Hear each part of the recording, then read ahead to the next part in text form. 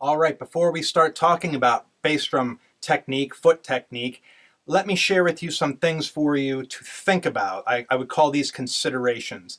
And these are very important because they're very personal and you have to decide what you want to do with them. I really can't advise you because what works for me may not work for you.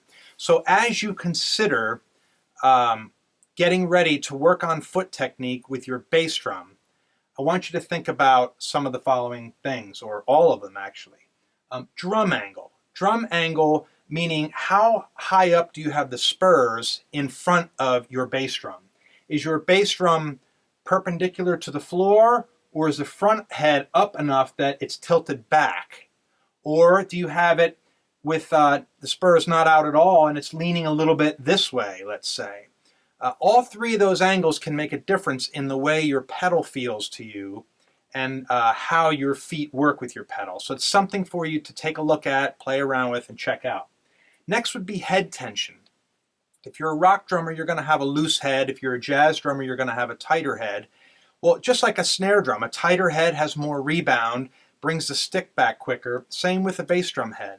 If you're playing rock music with a loose head, you're not going to get as quick a response back on the pedal, and that's something to consider. Now, of course, you have to consider the style of music you're playing and the sound you're going for, so you'll have to mess around with that to find the right head tension to match the way the pedal responds to your liking. Again, something to play around with and consider as you're preparing to work on foot technique. Your pedals, there are many pedals on the market. Double and single. What applies to one generally applies to both. So I won't make a recommendation as to whether to play one or two or whether to play a specific pedal. I will say DW makes nice pedals. A lot of people like the DW 5000 and the 7000. This is a 3000. Pearl has good pedals. There's just a whole lot of great pedals out there, and that's all personal. I think Tama has some nice pedals. Find a pedal you like and go with it. You may have to play around with the tension of your pedal. There are springs on it that'll make it respond quicker or not so quick. Some pedals come with weights that make the beater feel a little heavier. You can adjust the beater lower or higher. That will affect the way your pedal feels.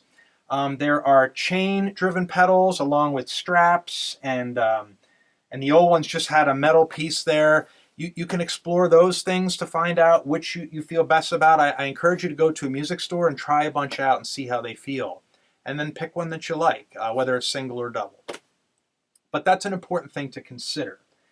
Another important thing is your seat height and your position.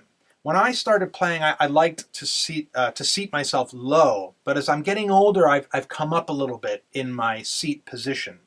I've tried high, but I just don't like too high.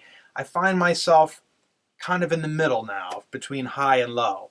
For me, a good seat position is with my thighs slightly down like this. A lot of guys like to play with their thighs parallel to the ground.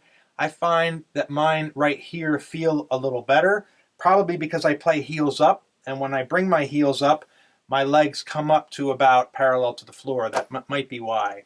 But you can experiment with that. A good way to check is your seat should be even with the top of your knee, your cushion. I guess you can't see that in the screen, but if you put your finger at the top of your knee, that's a good starting place for the seat, the top of your seat. Start there and then go down and go up and see what feels right for you to play at, what's most comfortable.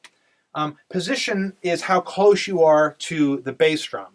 A lot of people say you should sit directly over the pedals so that your calves, the bottom part of your leg, is perpendicular to the floor. I tend to sit a little bit back, so I have a little bit of slant forward.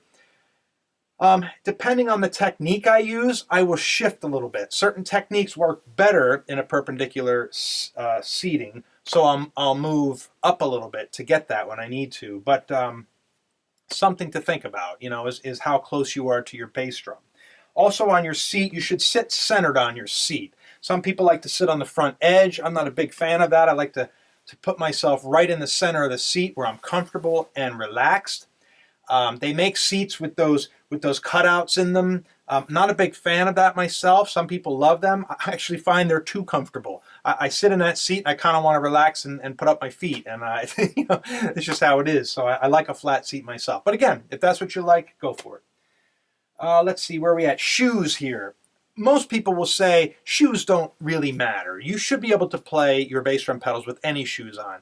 And you should. However, I will say that try running a mile race with a pair of snow boots on, and then try running a mile race with a pair of running sneakers on. I don't think you need to do that to see what I'm getting at. It's a lot easier in running sneakers. That's why they make running sneakers. So what I have found for drumming with my feet is that the nicest shoes, first of all, are lace-up, so you can get them tight on your feet. They don't move on your feet. I like lace-up. Flat bottom shoes are nice because they give you a nice flat foot on the pedal, full contact throughout. When you put a heel on a shoe, it lifts your foot out of position a little bit, and that sometimes bothers me a little bit. I also like a light shoe. So these are Vans. Any of the Vans shoes are nice. A lot of guys play in Converse, because Converse, same thing. They're a canvas shoe that lace up with a flat bottom. I have some other dress shoes that are flat bottom that are light and work well. But if it matters and you care and you want to feel a light shoe, then that's what I recommend. Flat bottom, lace up, light, canvas. And the Adidas sneakers are nice too. The 3 white stripes, they're a light sneaker with a flat bottom. That's my recommendation. Again, not that you have to. It probably won't make a difference, but it might make a little difference for you. And finally, a thing for you to consider is your bass drum beater. Are you going to use the felt side or the plastic side? That's a musical decision. If you're playing a style of music like metal music where you want a lot of definition and attack from your bass drum hits, you'll want the plastic side. If you want something a little more soft and less abrasive and gives more of a oomph kind of sound, then you want to go with the felt. Try them both. Most of these beaters just spin around and see what you like and what feels right for you and go with it, and make that decision with the style of music you're playing. There you have it, a bunch of different things to think about. Again, no hardcore recommendations there, just things for you to think about. And as you're learning and growing, if something doesn't feel right or seem right or isn't going well for you, consider some of these things. Change it up and see if that makes a difference for you. It might be worse, but it might be better. Who knows?